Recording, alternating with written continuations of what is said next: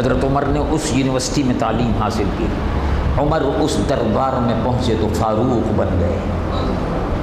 فاروق کا مطلب ہے حق اور باطل کے درمیان میں فرق کرنے والا۔ حضور پرنور سید العالمین محمد الرسول اللہ صلی اللہ علیہ وسلم نے ارشاد فرمایا، اے عمر تم جس راستے سے گزرتے ہو شیطان وہاں سے بھاگتا ہے۔ اے عمر تم سے نفرت صرف وہ کرے گا جو منافق ہے۔ سبحان اللہ، رسول اللہ پر قربان جائیے، انہوں نے بتا دیا کہ عمر سے جو نفرت کرتا ہے وہ منافق ہے۔ منافق کی علامت اور پہچان بھی بتا دی، غیظ المنافقین، منافقین آپ سے بڑے قربتے تھے، بہترین فیصلہ کرنے والے تھے۔ ایک فیصلے کا رسول اللہ کے ماننے سے ایک مسلمان نے انکار کیا، رسول اللہ کے دربار سے نکلا، حضرت ابوبکر کے پاس پہنچا، حضرت ابوبکر سے نکلا، حضرت عمر کے پاس پہنچا۔ یہودی اور مسلمان کے درمیان میں مقدمہ تھا، زمین کا، پانی کا تنازع تھا۔ حضرت عمر کے پاس پہنچا اور کہا کہ رسول اللہ نے جو فیصلہ کیا میں اس کو نہیں مانتا۔ کہا میں ابھی تمہارا فیصلہ کرتا ہوں، آگے بات سن لی میں نے، میں آتا ہوں ابھی۔ اندر گئے، تلوار لائے، اور لانے کے بعد اس شخص کا، منافق کا سر پکڑ کے کہا کہ جو میرے رسول کے فیصلے کو نہیں مانتا اس کا فیصلہ تلوار کرتی ہے، گردن الگ کر دی، قتل کر دی۔ قرآن مجید و فرقان حمید کی آیات طیبات اس سلسلے میں نازل ہوئی ہیں، وہ میں کسی اور وقت میں انشاءاللہ عرض کروں گا چلتے چلتے۔ حضرت امیر المومنین سیدنا عمر رضی اللہ عنہ وارضاہ نے، حالات کیا تھے؟ مسلمانوں کے حالات بڑے نازک تھے، حضور وصال فرما گئے، حضرت ابوبکر بھی وصال فرما گئے۔ عیسائیوں کی سلطنت بڑی عظیم الشان سلطنت تھی، جیسے آج عیسائیوں کی سلطنت امریکہ ہے اور یورپ ہے، یہ عیسائیوں کی قوت ہے، دنیا کی سپر پاور۔ اور مسلمانوں کی سلطنت اور اس کے مقابلے پر عیسائیوں کی سلطنت دنیا کی سپر پاور۔ تجزیہ کیجیے، اور اسی کے مقابلے پر صرف ایک نہیں، اس وقت دو سپر پاور تھی، ایران کی بادشاہت، ایران کی بادشاہت۔ ایران کا بادشاہ خاندانی بادشاہ تھا، 1200 سال سے ایک ہی خاندان میں کسرا کی حکومت چلی آ رہی تھی۔ عراق ان کے ماتحت تھا، عرب کا بہت سا جزیرہ ان کے ماتحت تھا، دنیا کی بہت بڑی سپر پاور سمجھی جاتی تھی۔ رومن ایمپائر، اس زمانے کی تاریخ اگر دیکھیں آپ تو رومن ایمپائر، جس کو بیزنٹین ایمپائر بھی کہتے ہیں، اور ایرانین ایمپائر، یہ دو دنیا کی سپر پاور تھی۔ حضرت عمر رضی اللہ عنہ وارضاہ کو یہ چیلنج کرتے رہتے تھے عیسائی، آپ نے فرمایا مقابلہ کرو، تو کافروں نے کہا کہ ہم سپر پاور ہیں، تم تنہا رہ جاؤ گے، ہم تم کو دنیا سے الگ تھلگ کر دیں گے۔ انہوں نے یہ نہیں کہا ہو خطرہ ہے، دنیا سے الگ تھلگ ہو جائیں گے۔ مسلمان کبھی اس کی پرواہ نہیں کرتا، دنیا سے الگ تھلگ ہو جائیں لیکن اللہ سے الگ تھلگ نہ ہو۔ آج ہمارے دشمن ہم کو دھمکیاں دیتے ہیں کہ تم ایٹمی پاور بن گئے ہو، ہماری شرائط مانو ورنہ تم دنیا سے الگ تھلگ ہو جاؤ گے۔ تو حضرت عمر فاروق رضی اللہ عنہ نے فرمایا، کوئی ہم سے خوش ہوتا ہے ہو، ناراض ہوتا ہے ناراض ہو، ہم اللہ کو ناراض نہیں کر سکتے، ہم اللہ اور اس کے رسول کو خوش کر کے رہیں۔ مقابلہ کرو، خالد بن ولید مقابلہ کرو، سعد بن ابی وقاص مقابلہ کرو۔ مسلمانوں کی فوجیں، 20,000 مسلمان فوجیں ایران پر حملہ آور ہوئی، اور سہراب اور رستم یہ بڑے بڑے سپہ سالار تھے ایران کے۔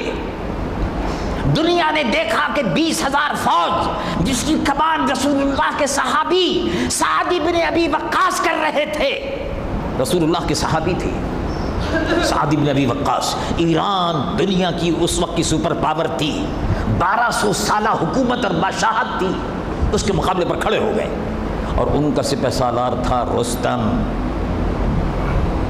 نام سنا ہے آپ؟ معلوم نہیں مسلمانوں کو کیا بیماری ہو گئی ہے، وہ کافروں کے نام رکھ لیتے ہیں، رستم رکھ دیتے ہیں، سہراب رکھ دیتے ہیں، حالانکہ یہ تو مسلمانوں کے نام تو نہیں ہیں، یہ تو ذلیل لوگ ہیں جن کو مسلمانوں کے لشکر نے جن کی نعشوں کو اپنے گھوڑوں سے پامال کر دیا، گھوڑوں سے پامال کر دیا، ان کافروں کو مشرکوں کو رسوا کر دیا، آگ کے پجاریوں کو تباہ و بالا کر دیا۔ ان کے نام رکھنے پر فخر سمجھتے ہیں جو شکست کھا گئے۔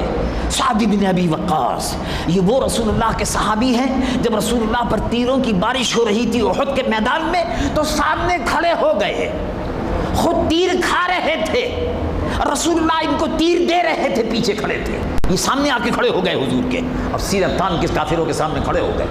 رسول اللہ صلی اللہ علیہ وسلم نے ارشاد فرمایا، اے سعد تیر پھینکتے رہو، میرے ماں باپ تم پر قربان ہو۔ یہ وہ رسول اللہ کے صحابی ہیں، سعد بن ابی وقاص رضی اللہ عنہ۔ میدان جہاد میں اترے تو دنیا نے یہ نقشہ عجیب و غریب دیکھا کہ رستم اور سہراب کی قوتیں تہ و بالا ہو گئی، رستم کی نعش زمین پر تڑپ رہی تھی، اور مسلمان فوجیں کسریٰ کے خزانے میں محلات میں اپنے گھوڑوں سمیت داخل ہو رہی تھی۔ لا الہ الا اللہ محمد رسول اللہ کا پرچم بلند ہو گیا، دنیا کی سپر پاور ختم ہو گئی۔ یہ حضرت عمر فاروق کے زمانے میں ہوا۔ تو حضرت عمر فاروق مکہ معظم میں حج کے بعد رو رہے تھے، کچھ صحابہ آپ کے ساتھ تھے، مکہ شہر سے باہر نکلتے ہی مینا کے قریب آپ کی زمینیں تھیں جہاں اونٹ چرتے تھے آپ کے، وہ کھڑے ہوئے رو رہے تھے، آپ مصر کے فاتح، ایران کے فاتح اب رو رہے ہیں؟ کہا میں اس وقت کو یاد کر کے رو رہا ہوں جب 100 اونٹ میرے قبضے میں نہیں آتے تھے، 100 اونٹوں کا انتظام نہیں کر پاتا تھا۔ آج مصر سے افریقہ سے لے کر کابل تک لا الہ الا اللہ محمد رسول اللہ کے پرچم کو بلند کرنے کی سعادت اللہ نے مجھ کو عطا فرما دی۔ میں اس وقت کو یاد کر کے روتا کہ مجھ میں یہ صلاحیت نہیں تھی، لیکن دربار محمدی میں پہنچا تو عمر فاروق بن گیا، فاروق اعظم بن گئے رضی اللہ عنہ وارضا۔ امیر المومنین سیدنا عمر رضی اللہ عنہ وارضا نے اس وقت کے سپر پاور کی کوئی پرواہ نہیں کی، ان کی دھمکیوں کو پیروں تلے روند ڈالا، کہا تم سپر پاور ہوگے، ہم سپر پاور صرف اللہ کو سمجھتے ہیں، ہم رسول اللہ کے سپاہی ہیں، ان کے جانثار ہیں، ہمیں دنیا کے کسی سپر پاور کی پرواہ نہیں ہے۔ اللہ سپریم، اللہ مالک الملک ہے، اور یہ ملک اسی کا ہے، جس کو چاہے دے دے اور جس سے چاہے لے لے۔ ہم تم کو چیلنج کرتے ہیں، تم سمجھتے ہو کہ ہمارا رشتہ دنیا سے کٹ جائے گا، رشتہ ہمارا دنیا سے کٹ جائے ہم کو پرواہ نہیں، ہمارا رشتہ اللہ سے جڑا رہنا چاہیے، رسول اللہ سے جڑا رہنا چاہیے۔ ہم دنیا میں کبھی تنہا نہیں تھے، مسلمان کبھی تنہا نہیں ہوتا۔ آج ہمارے دشمن امریکہ اور روس، یہود اور ہنود ہم کو دھمکیاں دیتے ہیں کہ ہم تم کو تنہا کر دیں گے۔ مسلمان کبھی بھی تنہا نہیں تھا، اگر تنہا ہوتا تو 1450 سال میں جو سازشیں مسلمانوں کے خلاف ہوئی ہے اب تک اسلام اور مسلمان ختم ہو جاتے، لیکن معلوم یہ ہوا کہ اللہ ہمارے ساتھ ہے اور رسول اللہ ہمارے ساتھ ہے صلی اللہ علیہ وسلم۔ رحمت للعالمین کی رحمتیں ہمیشہ ساتھ رہتی ہیں، اور یہ ملک رحمت للعالمین کے صدقے میں 26 تاریخ 27ویں شب کو رمضان المبارک کی مقدس راتوں میں وجود میں آیا ہے۔ یہ ملک باقی رہے گا، اس کے ختم کرنے والے ختم ہو جائیں گے انشاءاللہ تعالی۔ اللہ تبارک و تعالی نے حضرت امیر المومنین سیدنا عمر رضی اللہ عنہ وارضہ کو، جو رسول اللہ کے عظیم المرتبہ صحابی ہیں، ان کو کیا مقام عطا فرمایا، سبحان اللہ۔ حضرت عمر رضی اللہ عنہ وارضہ کہاں ہیں؟ شہادت ہوئی، مسجد میں نماز پڑھا رہے تھے، فجر کی نماز پڑھا رہے تھے. جیسے ہی پہلی رکعت میں کھڑے ہوئے، پیچھے سے وہ ایرانی تھا، غلام تھا، مدینہ منور شریف میں رہتا تھا. غلاموں کو، کافروں کو رہنے کی اس زمانے میں اجازت تھی. اس کے بعد پھر ایک وقت آیا کہ سب باہر نکال دیے گئے مدینہ منورہ سے، عرب کی سرزمین سے. اس نے نماز میں شامل ہوا، پیچھے کھڑا ہو گیا اور زہر آلود خنجر سے حملہ کیا. خون نکلا، آپ مصلی پر گرے اور ساتھ ہی فوراً فرمایا کہ نماز کو پورا کرو. عبد الرحمن بن عوف رضی اللہ عنہ مصلی پر آگے بڑھ گئے، نماز کو پورا کیا. اور جب آپ کی جسم کو خون بہہ رہا تھا، مسجد سے اٹھا کر لے جایا جا رہا تھا، تو آپ نے پوچھا کسی مسلمان نے تو مجھ کو نہیں مارا؟ اور میں نہیں، مسلمان نے آپ کو نہیں مارا. الحمدللہ. حضرت عمر رضی اللہ عنہ اتنی عظیم الشان خلافت، مصر سے لے کر کابل تک، خاران و مکران تک، اس پوری ریاست میں جو مسلمان بچہ پیدا ہوتا تھا، پیدا ہوتے ہی ایک اشرفی ہر مہینے اس کا وظیفہ مقرر ہو گیا. دیکھا آپ نے، فلاحی مملکت، ویلفیئر اسٹیٹ 1450 سال پہلے مسلمانوں نے ڈال دی. اس وقت فاروق اعظم کو مسلمان بچوں کی کتنی فکر تھی، اور آج کی مسلمان حکومتیں ہیں وہ مسلمان بچے بلک بلک کر دواؤں کے بغیر گندے اور کینسر بھرے دودھ پی کر، ملاوٹ شدہ غذائیں اور غذائیں کھا کر مر رہے ہیں سسک سسک کر. حکومتیں ٹس سے مس نہیں ہوتی. عمر فاروق رضی اللہ عنہ وارضاہ کے عہد حکومت میں آپ نے ایک کافر کو دیکھا بھیک مانگ رہا ہے، تو ارشاد فرمایا،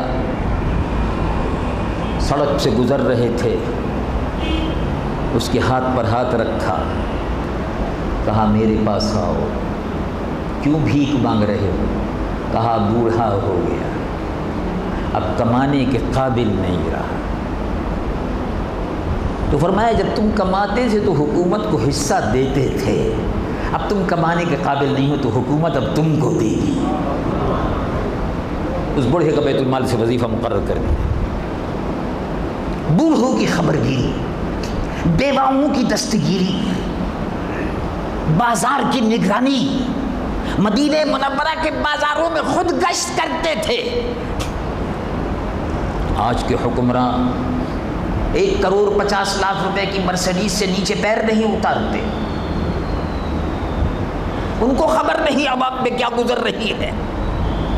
لیکن سبحان اللہ، مسلمانوں کے وہ عظیم حاکم حضرت عمر، نظام مصطفیٰ کے حاکم، پیدل بازاروں میں چلتے تھے. کیا قیمت ہے گوشت کی، کیا قیمت ہے دودھ کی، کیا قیمت ہے اناج کی.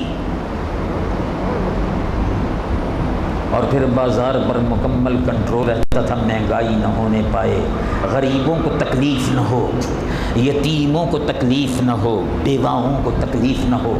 راتوں کو گشت کرتے تھے،